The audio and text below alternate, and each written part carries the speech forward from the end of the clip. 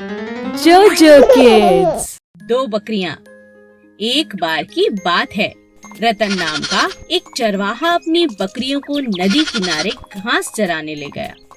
रतन नदी किनारे पेड़ की छांव में सुस्ताने लगा और दोनों बकरियां घास चरने लगी। अचानक पहली बकरी को नदी की दूसरी तरफ हरी हरी घास दिखाई दी। अरे वाह,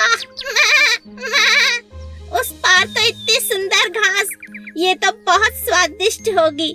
मैं उस पार जाकर इसे खा लेती हूँ। मैं और कैसे? तभी बकरी की नजर एक पेड़ पर गई जो बहुत लंबा था और किसी कारण से गिर गया था और नदी के उस पार तक जुड़ गया था, जैसे कोई पुल हो। बकरी बहुत खुश हो गई और सोचने लगी कि मैं इस पेड़ के सहारे उस किनारे तक पहुंच सकती हूँ। बकरी पुल पर चढ़ने लगी। तभी उसकी नजर एक और बकरी पर पड़ी जो उसी पेड़ के सहारे उस पार आना चाहती थी। पीछे हट जाओ, पीछे हट जाओ, मुझे नदी पार करनी है। मैं तुम पीछे हटो, तुम पीछे हटो। दूसरी बकरी ने कहा, पहले तो मैं इस पर आई हूँ, पहले मैं पार करूँगी। मैं दोनों बकरियां आपस में झगड़ने लगी। पहली बकरी समझदार थी। उसने कहा, मैं पीछे नहीं हटूंगी, मगर नीचे बैठ जाती हूँ। तुम मुझे टाप कर नदी की दूसरी तरफ जा सकती हो। मैं झगड़ा कर कोई फायदा नहीं। दूसरी बकरी मान गई और पहली बकरी के झुकते ही वह टाप कर नदी के दूसरी तरफ चली गई। दोनों बकरियों ने नदी पार कर ली और एक दूसरे को शुक्रिया अदा किया। हमेशा लड़ाई झगड़े से नहीं, बल्कि बुद्धिमानी से हल निकाला जा सकता है। एक गांव में राजू नाम का लड़का रहता था। वो रंग बिरंगी सुंदर सुंदर टोपियां बनाया करता था और उन्हें बाजार में जाकर बेच देता था। उसकी सुंदर सुंदर टोपियां सभी को बहुत अच्छी लगती थीं। एक दिन राजू जब टोपियां बेचने बाजार जाने लगा, रास्ते में उसे बहुत तेज भूख लगी, तो वह खाना खाने के लिए एक घने आम के पेड़ की छांव में बैठ गया। बड़ी तेज धूप है, क्यों ना थोड़ी देर इस पेड़ के नीचे बैठकर आराम कर लेता हूँ और खाना भी खा लेता हूँ। थका हारा राजू पेड़ के नीचे आराम करने लगा। उसी घने पेड़ के ऊपर बहुत सारे बंदरों की टोली थी जो बहुत शैतान थे। जब बंदरों ने देखा राजू टोपी वाले की आंख लग गई है और वह सो गया है, तभी सारे शैतान बंदर पेड़ से नीचे उतरकर टोपियों के साथ खेलने लगे। बेचारा राजू इस बात से अनजान था और आराम से सो रहा था। तभी वहां से एक और व्यापारी निकला जो कपड़े बेचता था। वह बंदरों को देखकर समझ गया कि जरूर दाल में कुछ काला है। थोड़ी और पास आने पर उसने राजू टोपी वाले को सोते देखा और उसे उठाने लगा। अरे ओ टोपी वाले भैया, जल्दी उठो, देखो बंदर तुम्हारी सारी टोपियां ले जा रहे हैं। जल्दी उठो, जल्दी उठो। क्या? अरे अरे अरे मेरी टोपी! भाई तुम ही कुछ मदद करो ना। व्यापारी बहुत होशियार था। उसने राजू की मदद करने की सोची। अचानक व्यापारी ने जोर जोर से हंसना शुरू कर दिया। सभी बंदरों का ध्यान व्यापारी की तरफ चला गया और वे सब जोर जोर से हंसने लगे। व्यापारी समझ गया कि बंदर उसकी नकल कर रहे हैं। तभी व्यापारी ने अपनी और राजू की टोपी जमीन पर फेंक दी। सभी बंदरों ने वैसा ही किया जैसा व्यापारी ने किया था। एक दूसरे की टोपी उतारकर जमीन पर फेंक दी और इस तरह टोपी वाले राजू को अपनी सारी टोपियां वापस मिल गईं और बंदर व्यापारी के साथ जोर जोर से हंसने लगे।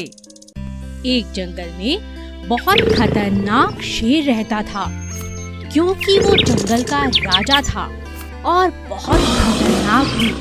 इसीलिए सभी उससे बहुत डरते थे। वो जब चाहता किसी भी जंगल के जानवर को खा जाता, सिवाय 4 दोस्त गायों को छोड़कर। चारों गायें बहुत ताकतवर थीं, क्योंकि वे हमेशा ही साथ साथ रहती थीं।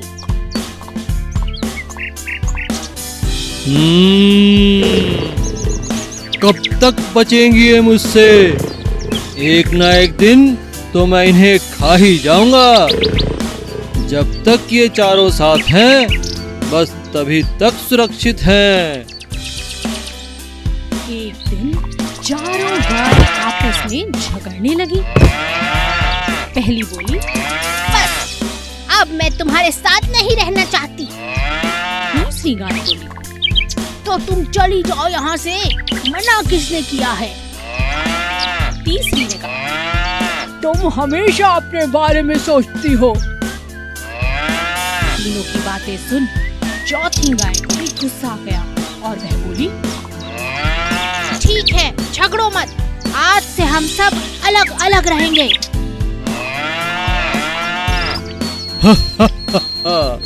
इसी दिन का तो मुझे इंतजार था। अब इन्हें मेरा खाना बनने से कोई नहीं रोक सकता।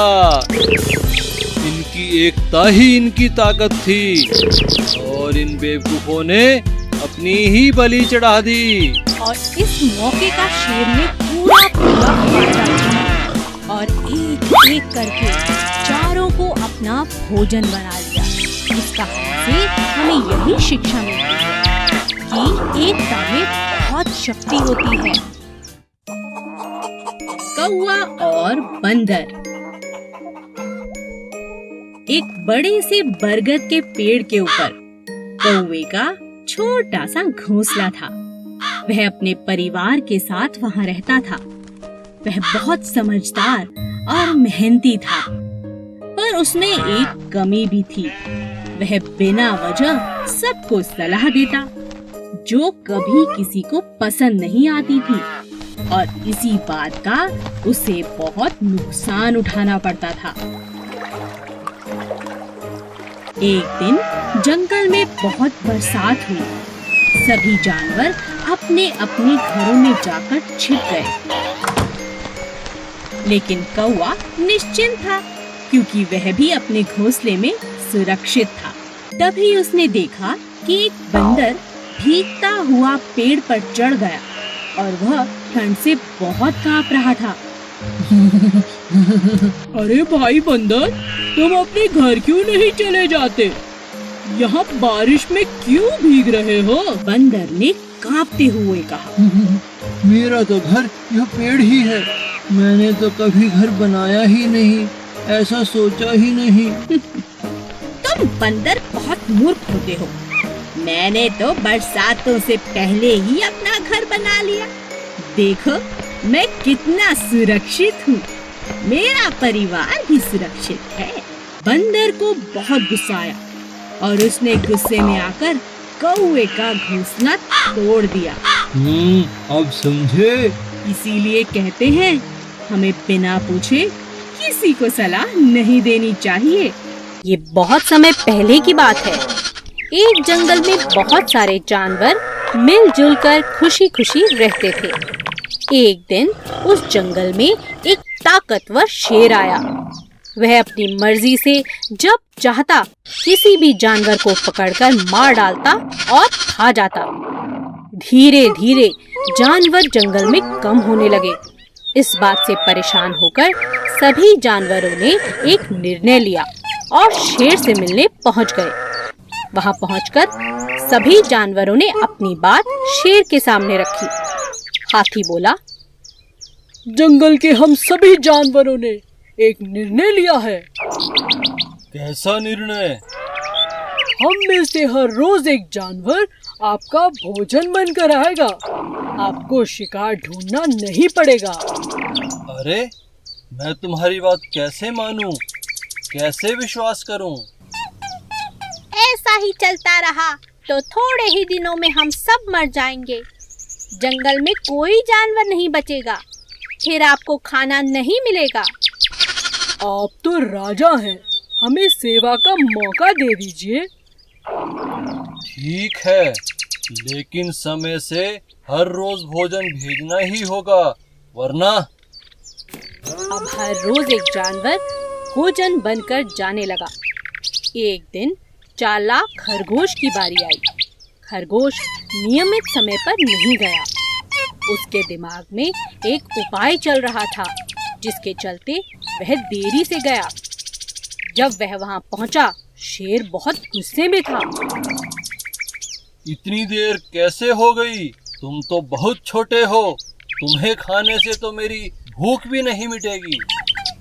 मेरे साथ एक और जानवर भी आया था राजा जी, लेकिन उसे रास्ते में एक और शेर ने खा लिया। इस जंगल में मुझसे बलवान शेर? मुझे दिखाओ, किसने मेरे भोजन पर अपना अधिकार किया? महाराज, मैं आपको वहां ले चलता हूँ, चलिए। खरगोश शेर को जंगल में कुएं के पास ले गया। महाराज, वो शेर इसी कुएं के अंदर छिपा है। शेर ने उस कुएं में झांका। वहां उसे अपना ही प्रतिबिंब दिखा। शेर दूसरे शेर को मारने के लिए कुएं में कूद गया। कुएं से बाहर ना निकल पाने के कारण बेचारा शेर वहीं मर गया। अब सभी जानवर खरगोश की तारीफ करते नहीं थक रहे थे। खरगोश की चतुराई से सभी जानवरों की जान बच गई थी और वे सभी जानवर जंगल में खुशी खुशी रहने लगे। कोयल का बड़ा अंडा। आज वो दिन है, पापा कहलाने का दिन है। मेरे अंडों ने कहा था मुझे कि आज वो दिन है, आज वो दिन है, हाँ हाँ आज वो दिन है। वाओ, आज मैं पापा बनूंगा, मैं पापा बनूंगा। अरे नहीं, अरे नहीं, मैं शिकायत करूंगा, मैं शिकायत करूंगा। दरवाजा खोलिए स्वामी जी, दरवाजा खोलिए स्वामी जी। क्यों वत्स, कैसे आना हुआ? ये मेरे साथ हमेशा होता है स्वामी जी। क्यों, क्या हुआ? धोखा दिया है उसने, धोखा दिया है उसने। मेरा मन बिल्कुल नहीं है अच्छा। मेरा अंडा फूटा अभी और निकला कोयल का बच्चा। मैं सच कह रहा हूँ स्वामी जी, कोयल हमेशा करे ऐसा ही। मेरे अंडों में मिला देता है अपने अंडे भी, पता नहीं क्यों। कुछ कीजिए, कुछ तो कीजिए, कम से कम चेतावनी तो दीजिए उसे, नहीं तो मैं दूंगा एक कनपटी के नीचे। ये उसको बता दीजिए, धोखा दिया है उसने। मेरा मन बिल्कुल नहीं है अच्छा। रुको रुको, अभी फोन लगाता हूँ कुहू को। ऐसा कैसे हो सकता है? कुहू, तुमने किया क्या है कालू के साथ? मैंने क्या किया? क्या हुआ? कालू तो शिकायत कर रहा है। अच्छा, शिकायत? मैं अभी आकर समझाती हूँ स्वामी जी। जल्दी आओ, जल्दी आओ। हाँ हाँ स्वामी जी, बताइए क्या हो गया? कुहू, तुमने फिर से किया क्या? मैंने क्या किया? मैं अपने अंडों को छोड़ूं क्यों घोंसले में? मैं रखाई अपने अंडे झील किनारे में, और वैसे भी मेरे अंडे हैं बहुत बड़े, इसीलिए दूर रखती हूँ उन्हें, समझे कालू? मुझे तुम्हारी बातों पर यकीन नहीं आ रहा है। चलो दिखाओ मुझे, कहाँ हैं अंडे? चलो फिर झील के पास वाले बाग में। मेरे अंडे, मेरे अंडे, मेरे गोरे चिट्टे अंडे, मेरे बोलते डोलते अंडे, मेरे अंडे, मेरे अंडे। देखा ना कितने बड़े हैं मेरे अंडे? अब यकीन हुआ या नहीं? तुम मेरे अंडों से बात करना चाहोगे? कैसे हो बेटा? जरा अपना हाल सुनाओ, खुद को थोड़ा टटोलो और कुछ बातें बतलाओ। कैसे हो बेटा? जरा अपना हाल सुनाओ, जरा अपना हाल सुनाओ। मुबारक हो, तुम्हारे अंडों में से बच्चे बाहर आने वाले हैं। तुम अपने प्यारे बच्चों को जल्दी ही देखने वाले हो। नहीं, चलो यहाँ से, जल्दी चलो सब यहाँ से। नहीं, तुम्हारा बच्चा अभी दुनिया देखेगा। चलो उसे देखें। नहीं, अगर खुद की जान प्यारी है तो चलो भागो यहाँ से। मैं तुम सबकी भलाई के लिए कह रही हूँ।